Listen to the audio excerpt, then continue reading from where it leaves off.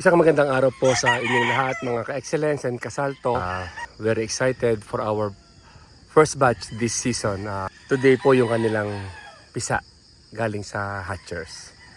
So usual practice po, ready na po yung mga gagamitin natin. Lagyan ng mga sisiw upon marking at mga pang-marking, alcohols, toe puncher. Yan.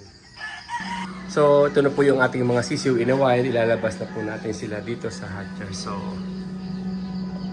mukha naman pong maraming napisa. So, ito po yung mga shells na inalis natin sa hatcher. So, bali yung mga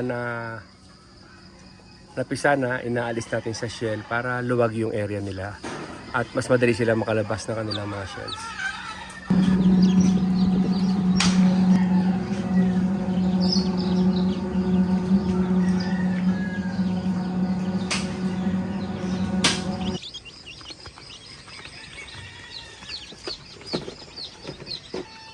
Kape. Ayun na, Bert.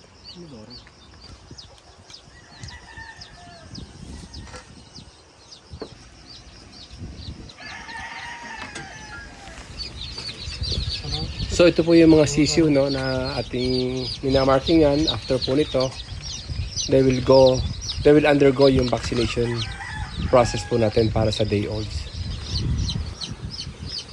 Sa pag-marking po, we make sure na talagang tama po yung ating mga inilalagay na marking sa kanila as per records para po hindi po maligaw yung ating breeding.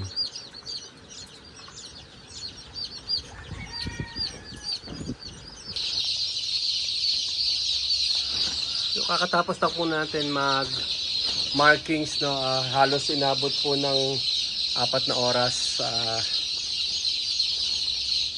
Hinintay na lang po natin yung ating bakuna na ma-administer sa kanila. So basically talaga pong whole day usually ang process kapag po first day ng isa. So para madaling araw, andito na po tayo ngayon. So halos almost kalahating araw pag-marking, then mamaya magbabakuna.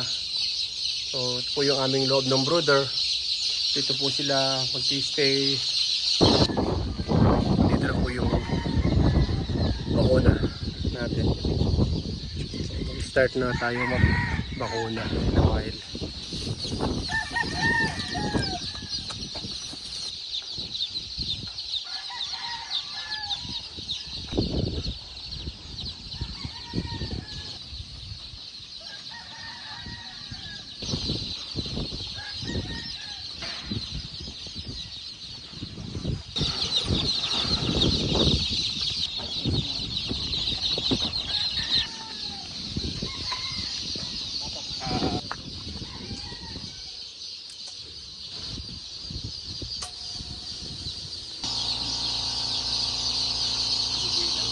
Ito yung 100 malilipat dito yung total na.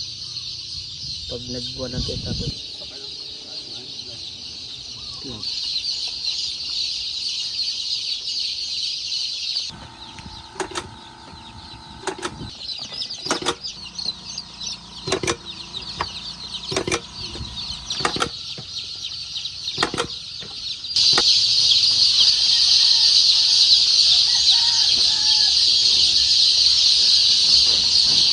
So,